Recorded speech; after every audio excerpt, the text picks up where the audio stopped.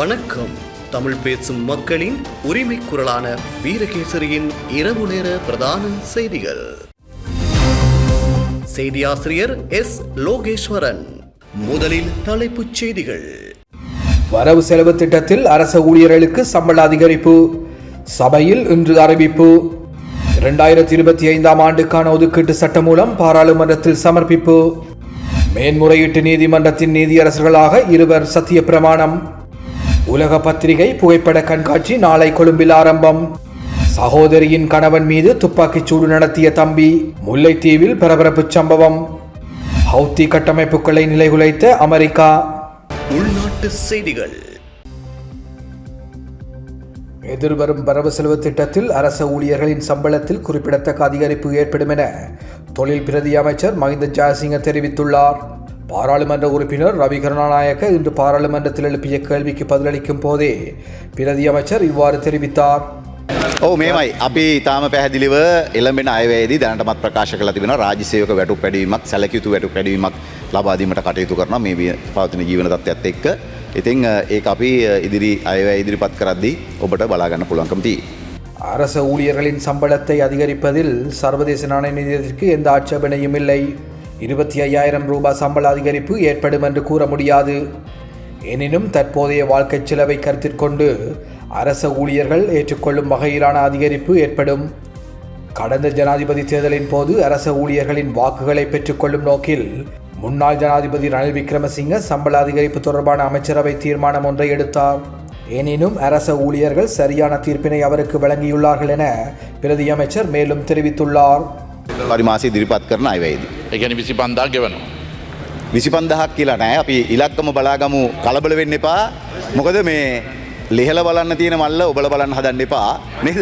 අපි ඒ ඔබතුමාගේ ජනාධිපති රනිල් වික්‍රමසිංහ මහත්මයා සැප්තැම්බර් 4 තැපැල් ඡන්දෙට පෙර සැප්තැම්බර් 4 තැපැල් ඡන්දේ ඊට පෙර දවසේ කැබිනට් එකේ තීරණයක් ගත්තා මේ රටේ රාජ්‍ය සේවකින් ඔවුන්ගේ රාජ්‍ය සේවක ඡන්දය ඉලක්ක කරගෙන පොඩකින කැබිනට් මම මේ පැහැදිලි කරනවා. ඔබතුමා ප්‍රශ්නයක් අහුව මට ඉඩ දෙන්න. මේ කැබිනට් තීරණයක් ගත්තා රාජ්‍ය සේවකයන්ගේ ඡන්දය ඉලක්ක කරගෙන. හැබැයි රාජ්‍ය සේවකයෝ හොඳ උත්තරයක් දුන්නා පහුවදා සැප්තැම්බර් 4 5 තැපැල් ඡන්දෙදී.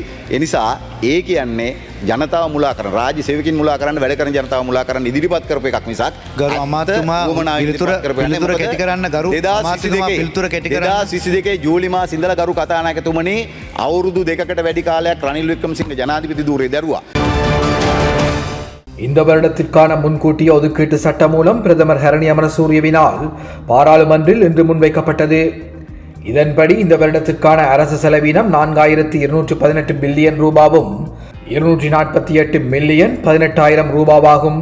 ஒதுக்கீட்டு சட்டமூலத்துக்கு அமைய ஜனாதிபதி செயல்முறை திட்டத்தின் மீண்டு வரும் செலவீனம் 2,518 மில்லியன் ரூபாவாகும். அத்துடன் மூலதன செலவீனம் 3,554 மில்லியன் ரூபாவென தெரிவிக்கப்பட்டுள்ளது. Honorable Speaker, I present the appropriation bill for the financial year 2025 to Parliament.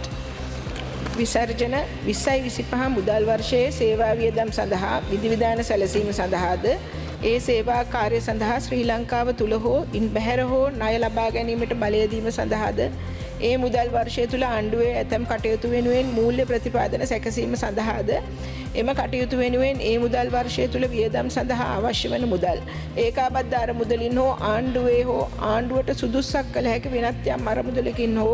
இதேவேளை இந்த வருடத்திற்கான வரவு செலவு திட்டம் எதிர்வரும் பிப்ரவரி மாதம் 17ஆம் தேதி பாராளுமன்றில் முன்வைக்கப்பட உள்ளது. வரவு செலவு திட்டம் மீதான விவாதம் எதிர்வரும் பிப்ரவரி மாதம் 18ஆம் தேதி முதல் 27ஆம் தேதி வரை 7 நாட்களுக்கு இடம்பெறவுள்ளது. அத்துடன் வரவு செலவு திட்டத்தின் 2ஆம் வாசிப்பு மீதான வாக்கெடுப்பு பிப்ரவரி மாதம் 25ஆம் தேதி மாலை 6 மணி அளவில் இடம்பெறவுள்ளது. பின்னர் குழுநிலை விவாதம் பிப்ரவரி மாதம் 27ஆம் தேதி முதல் மார்ச் மாதம் 21ஆம் தேதி வரை இடம்பெறவுள்ளதுடன் மார்ச் மாதம் 21ஆம் தேதி மாலை 6 மணி அளவில் 3ஆம் வாசிப்பு மீதான வாக்கெடுப்பு நடத்தப்படும். இதேவேளை புதிதாக வேட்பு மனுக்களை பெற்று உள்ளூராட்சி மன்ற தேர்தலை நடத்துவதற்கான விசேட ஏற்பாடுகளுடனான சட்டமூலம் இன்று பாராளுமன்றில் முன்வைக்கப்பட்டது.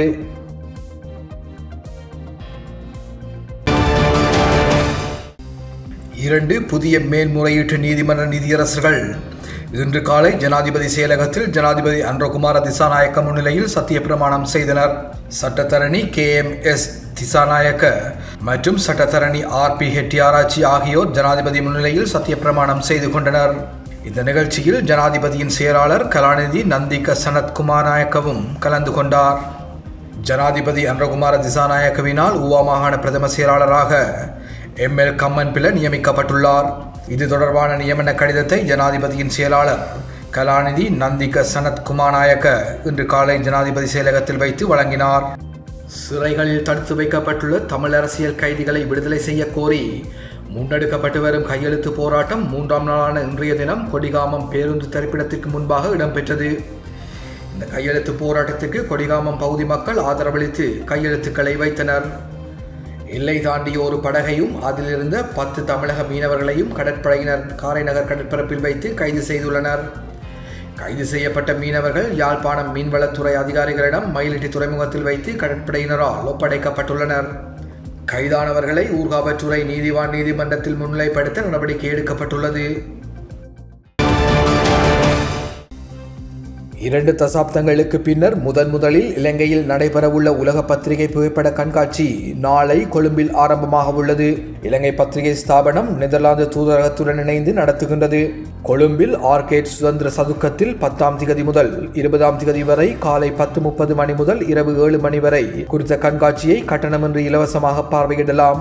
இதேவேளை கொழும்பில் சினமன் லைஃப் ஹோட்டலில் பிப்ரவரி மாதம் 8ஆம் திகதி முதல் 10ஆம் திகதி வரை காலை 10:30 மணி முதல் இரவு 7 மணி வரை கட்டணமின்றி இலவசமாக பார்வையிடலாம்.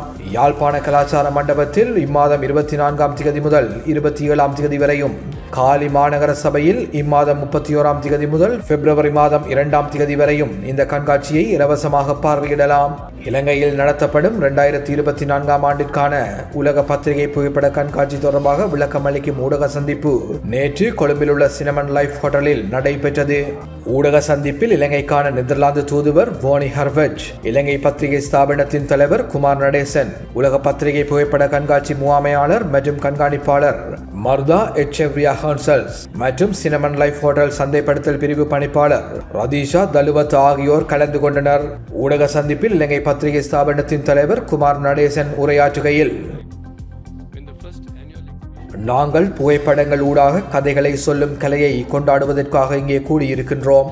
இந்த ஊடகம் மொழி போன்ற தடைகளை கடந்து மிகவும் முக்கியமான கதைகளுடன் எங்களை இணைக்கின்றது, தொடர்பு படுத்துகின்றது. இந்த பயணம் 1955ஆம் ஆண்டு டிசம்பரில் ஆம்ஸ்டர்டாமில் ஆரம்பமானது. தற்போது உலகை வலம் வருகின்றது. சவால்களை வெளிப்படுத்தும் இந்த கண்காட்சியானது உத்வேகம் அளிக்கும் உயர்தரம் வாய்ந்த காட்சி கதைகளை வெளிப்படுத்துகின்றது. செழிப்பான கலாச்சார பாரம்பரியத்தை, பன்முகத்தன்மையை கொண்டுள்ள கொழும்பு இந்த கண்காட்சியை நடத்துவதற்கு பொருத்தமான இடமாகும். இந்த கண்காட்சியின் போது அற்புதமான படங்களை, காட்சி கதைகளை நீங்கள் பார்க்கும் போது சொல்லப்படாத கதைகள் குறித்த கவனத்தை திசை திருப்புவதற்கான புகைப்பட கலையின் தனித்துவமான திறமை உங்களுக்கு நினைவுக்கு வரும். அத்தோடு இலங்கை பத்திரிகை ஸ்தாபனம் ஊடக சுதந்திரத்திற்காகவும் நெறிமுறையான ஊடகத்துறைக்காகவும் தொடர்ந்து குரல் கொடுப்பதில் முன்னிலையில் உள்ளது என அவர் தெரிவித்தார். Is an ideal host for this exhibition. When you walk through these stunning visual narratives which will be on display on the 10th, you will be reminded of the unique ability of photojournalism to shed light on untold stories, amplify voices, and bridge divides. The Sri Lanka Press Institute has long been a champion of journalistic excellence and press freedom in our nation. Its efforts to uphold ethical journalism and foster professional growth in the media sector align seamlessly with the values celebrated by the world press. I take this opportunity to acknowledge the Institute's vital role in supporting press freedom and the creative pursuits of photojournalists here in Sri Lanka. இலங்கைக்கான Netherlands தூதுவர் போனி ஹர்பச் கருத்து தெரிவிக்கையில், 2002, so it's a long time ago, and இந்த கண்காட்சி இலங்கையில் 2002ஆம் ஆண்டு நடைபெற்றுள்ளது. தற்போது 21 ஆண்டுகளுக்கு பிறகு மீண்டும் இலங்கையில் நடைபெறுகின்றது. இலங்கை போன்ற வலுவான ஜனநாயக நாட்டிற்கு ஊடக சுதந்திர உரிமை குறித்த விழிப்புணர்வு அவசியம். அதனாலேயே நெதர்லாந்து தூதரகம் இலங்கையில் உலக பத்திரிகை புகைப்பட கண்காட்சியை நடத்துகின்றது. இந்த கண்காட்சி ஊடாக சுதந்திர மற்றும் தகவல்களை பெறுவதற்கான உரிமைகளுக்கு நாம் ஆதரவளிக்கின்றோம். Of the power and importance of free media is key to strong democracies like Sri Lanka.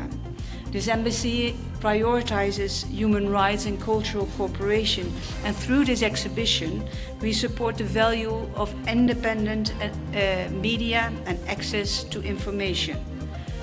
More importantly, photography helps us see. Photographers can give us a deeper connection with the topics the journalist is presenting, as well as a better understanding of the society around us. உலக பத்திரிகை புகைப்படம் கண்காட்சி முகாமையாளர் மற்றும் கண்காணிப்பாளர் மார்தா எச்செவ்ரியா கொன்சால்ஸ் கருத்து தெரிவிக்கையில் 4 winners and 1 honorable mention in 6 regions of the world. இவ்வருடம் உலக பத்திரிகை புகைப்பட விருது தனது 70வது ஆண்டு பூர்த்தியை கொண்டாடுகின்றது. 2024ஆம் ஆண்டுக்கான உலக பத்திரிகை புகைப்பட போட்டிகளில் வெற்றி பெற்ற புகைப்படங்களை பார்வையிட உலகளாவிய ரீதியில் புகைப்பட கண்காட்சி நடத்தப்படுகின்றது. As mentioned already, the World Press Photo Foundation has been existing for 70 years. This is our 70th anniversary actually, and we will be celebrating a lot. And throughout those 70 years, we have created a contest and a platform that's dedicated to select and award what we consider to be some of the best visual storytelling and photojournalism that is produced all around the world. We faced challenges in terms of actually representing what happens around the world. So 3 years ago, we decided to establish a new type of format for our contest. We call it the new regional model for the World Press Photo Contest. And what this entails basically is that we have 4 winners and 1 honorable mention in 6 regions of the world. 2025ஆம் ஆண்டுக்கான உலக பத்திரிகை புகைப்பட போட்டிக்கு நாளை வரை விண்ணப்பிக்கலாம். இது தொடர்பான மேலதிக தகவல்களுக்கு www.worldpressphoto.org என்ற இணையதளத்தை பார்வையிடலாம்.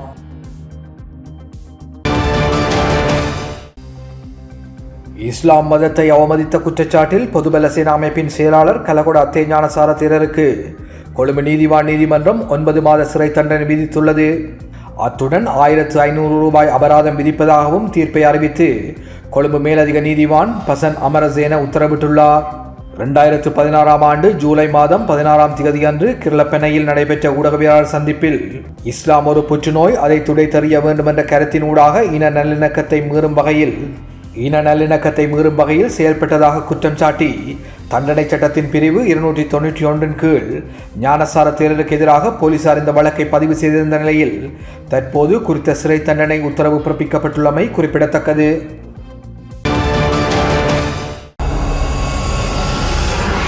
குற்றம் நடந்தது என்ன?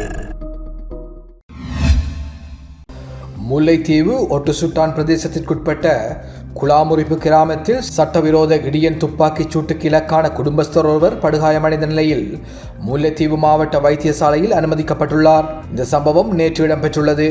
குலாமுறிப்பு பகுதியில் அக்காவின் கணவருக்கும் தம்பிக்கும் இடையில் ஏற்பட்ட மனக்கசப்பு கைகலப்பாக மாறியுள்ளது. அதனை அடுத்து கோபமடைந்த தம்பி கத்தியால் சகோதரியின் கணவரை வெட்டியுள்ளார். அது பலனளிக்காத நிலையில் காட்டுக்குள் சென்று இடியன் துப்பாக்கியை எடுத்து வந்து அவர் மீது துப்பாக்கிச் சூடு மேற்கொண்டுள்ளார். இதன்போது படுகாயமடைந்த அக்காவின் கணவர் மாஞ்சோலை வைத்தியசாலையில் அனுமதிக்கப்பட்டு சிகிச்சை பெற்று வருகின்றார். மேலும் துப்பாக்கிச் சூட்டினை நடத்தியவர் தப்பிச் சென்றுள்ள நிலையில் காயமடைந்த நபரிடமிருந்து மாவட்ட வைத்தியசாலை போலீசார் வாய்முறைப்பாட்டினை முன்னெடுத்து வருகின்றனர். குலாமுறிப்பினைச் சேர்ந்த 46 வயதுடைய குடும்பஸ்தரே படுகாயமடைந்துள்ளார். 24 வயதுடைய சந்தேக நபரே தற்போது தலைமறைவாகியுள்ளார். சம்பவம் குறித்து மேலதிக விசாரணைகளை ஒட்டுசுட்டான் போலீசார் மேற்கொண்டு வருகின்றனர். காலி அஹுங்கல பகுதியில் இடம்பெற்ற துப்பாக்கிச்சூட்டு சம்பவத்தில் ஒருவர் காயமடைந்துள்ளார். இன்று காலை சிவப்பு நிற மோட்டார் சைக்கிளில் வந்த இருவர் துப்பாக்கிச்சூட்டை மேற்கொண்டுவிட்டு அங்கிருந்து தப்பிச் சென்றுள்ளதாக போலீஸ் ஊடக பேச்சாளர் சிரேஷ்ட போலீஸ் அத்தியட்சகர் சட்டத்தரணி புத்திக மனதுங்க தெரிவித்தார். துப்பாக்கிச் சூட்டில் காயமடைந்த நபர் பலப்பெட்டிய ஆதார வைத்தியசாலையில் அனுமதிக்கப்பட்டுள்ளார். காயமடைந்தவர் பொலக்குப்பெட்டி என்ற பாதாள உலக குழு உறுப்பினரின் உறவினர் என தெரிவிக்கப்படுகின்றது. சம்பவம் தொடர்பில் அஹுங்கல போலீசார் மேலதிக விசாரணைகளை முன்னெடுத்துள்ளனர். கொலை சம்பவம் தொடர்பில் தேடப்பட்டு வந்த 3 சந்தேக நபர்களை வத்தேகம போலீசார் நேற்று கைது செய்துள்ளனர். வத்தேகம அட்டலககொட பகுதியில் கடந்த 4ஆம் திகதி கூறிய ஆயுதங்களால் ஒருவரை தாக்கி கொலை செய்த குற்றச்சாட்டில் இந்த சந்தேக நபர்கள் கைது செய்யப்பட்டுள்ளனர். கைது செய்யப்பட்ட சந்தேக நபர்கள் 25, 35 மற்றும் 37 வயதுடைய கரந்தனிய, கேகாலை மற்றும் ஹெட்டிமுள்ள பகுதிகளைச் சேர்ந்தவர்கள் என தெரிவிக்கப்படுகின்றது. வத்தேகம போலீசார் மேலதிக விசாரணைகளை முன்னெடுத்துள்ளனர். தற்போது சீனா முழுவதும் பரவி வரும் HMPV வைரஸ் குறித்து நாட்டில் தேவையற்ற அச்சம் கொள்ள தேவையில்லை என ஸ்ரீ ஜெயவர்தனபுர பல்கலைக்கழகத்தின் நுண்ணுயிரியல் துறை பேராசிரியர் நீலிகா மாலவிகே தெரிவித்துள்ளார். கொழும்பில் இடம்பெற்ற ஊடக சந்திப்பில் வைத்து அவர் இதனை தெரிவித்தார். අපි 2023 දෙසැම්බර් වල ලංකාවේ හොයාගත්ත වෛරසය සීක්වන්ස් කරලා තියෙනවා. ඊට අමතරව ගිය අවුරුද්දේ මහනුවර ඉස්පිරිතාලෙන් රෝගී කීප දෙනෙක්ගෙන්ම මේ වෛරසය හඳුනාගෙන තියෙනවා. கடந்த 20 வருடங்களாக உலகளாவிய ரீதியில் உள்ள பல நாடுகளில் இந்த வைரஸ் கண்டறியப்பட்டுள்ளது. அத்துடன் அந்த வைரஸ் 2023ஆம் ஆண்டு செப்டம்பர் மாதம் இலங்கையிலும் கண்டறியப்பட்டுள்ளது. கடந்த வருடம் ஜனவரி மாதத்திலும் கண்டி மாவட்டத்திலும் அதிகமானோர் இந்த வைரஸ் தொற்றுடன் அடையாளம் காணப்பட்டுள்ளனர். குளிர்காலத்திலேயே இந்த வைரஸ் தொற்று அதிகமாக பரவுகின்றது. இதன் காரணமாக இந்த வைரஸ் குறித்து இலங்கையிலும் உலகளாவிய ரீதியிலும் அச்சம் கொள்ள தேவையில்லை என ஸ்ரீ ஜெயவர்தனபுர பல்கலைக்கழகத்தின் நுண்ணுயிரியல் துறை பேராசிரியர் நீலிகா மாலவிகே தெரிவித்தார். வெளிநாட்டு செய்திகள். இஸ்ரேல் காசா முனையை நிர்வகித்து வரும் ஹமாஸ் அமைப்பிடையே ஓராண்டுக்கு மேல் போர் நீடித்து வருகின்றது. இந்த போரில் 45,000க்கும் மேற்பட்டோர் உயிரிழந்துள்ளனர். அதேவேளை ஹமாஸ் அமைப்பின் வசம் உள்ள 100க்கும் மேற்பட்ட பணைய கைதிகளை மீட்க இஸ்ரேல் முயற்சித்து வருகின்றது. பணைய கைதிகளை மீட்கவும் போரை நிறுத்தவும் இருதரப்பும் பேச்சுவார்த்தை நடத்தி வருகின்றது. இதனிடையே இஸ்ரேல் ஹமாஸுடையேயான போரில் ஹமாஸ் அமைப்பினருக்கு ஏமனில் செயற்பட்டு வரும் ஹவுதி கிளர்ச்சியாளர்களும் லெபனானில் செயற்பட்டு வரும் ஹிஸ்புல்லா அமைப்பும் ஆதரவு அளித்து வருகின்றன. ஹமாஸுக்கு ஆதரவு அளிக்கும் வகையில் இஸ்ரேலுக்கு எதிரான நடவடிக்கை என்ற தொனியில் அரபிக்கடல் செங்கடலில் செல்லும் சரக்கு கப்பல்களை குறிவைத்து ஹவுதி கிளர்ச்சியாளர்கள் தாக்குதல் நடத்தி வருகின்றனர். மேலும் இஸ்ரேல் மீதும் அவ்வப்போது ஏவுகணை, ட்ரோன் தாக்குதல் நடத்தி வருகின்றனர். அதேபோல் செங்கடல் பகுதியில் பாதுகாப்பு ரோந்து பணியில் ஈடுபடுத்தப்பட்டுள்ள அமெரிக்க ட்ரோன்கள் மீதும் தாக்குதல் நடத்தி வருகின்றன. இந்த தாக்குதலுக்கு இஸ்ரேல், அமெரிக்கா அவ்வப்போது பதில் தாக்குதல்களை மேற்கொண்டு வருகின்றன. இந்நிலையில் ஏமனில் அமெரிக்கா நேற்று வான்வழி தாக்குதல் நடத்தியது. ஹவுதி கிளர்ச்சியாளர்களை குறிவைத்து ஏமன் தலைநகர் சனா, அம்ரன் மாகாணத்தில் இந்த தாக்குதல் நடத்தப்பட்டது. இந்த தாக்குதலில் ஏற்பட்ட பாதிப்பு குறித்து தகவல் இதுவரை வெளியாகவில்லை என்பதோடு இந்த தாக்குதல் காரணமாக பல்வேறு ஹவுதி கட்டமைப்புகள் நிலைகுலைந்துள்ளதாக சர்வதேச ஊடகங்கள் தகவல் பகிர்ந்துள்ளன. உக்ரைன் ரஷ்யா இடையே இன்று 1051வது நாளாக போர் நடைபெற்று வருகின்றது. இந்த போரில் ஆயிரக்கணக்கானோர் உயிரிழந்துள்ளனர்.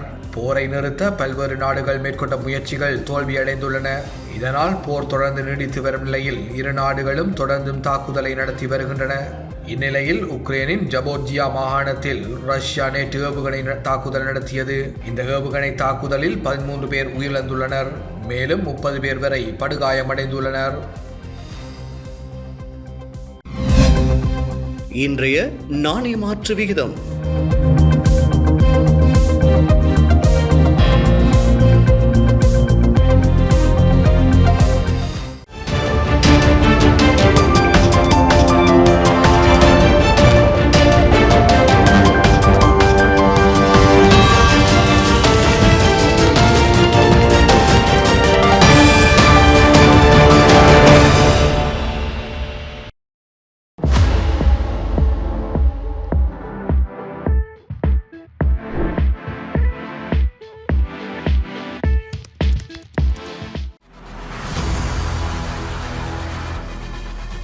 இலங்கையின் முதல் நிலை முதற்கர செய்தி வழங்குனர் வீரகேசரியின் குறுந்தகவல் செய்திகளை உடனுக்குடன் தமிழில் பெற்றுக்கொள்ள டயலாக் வலையமைப்பிலிருந்து REG இடைவெளி வீக்கி என்று பதிவிட்டு 87 960 என்ற எண்ணுக்கு குறுஞ்செய்தி ஒன்றை அனுப்புங்கள். வீரகேசரி செய்தியுடன் இணைந்திருங்கள்.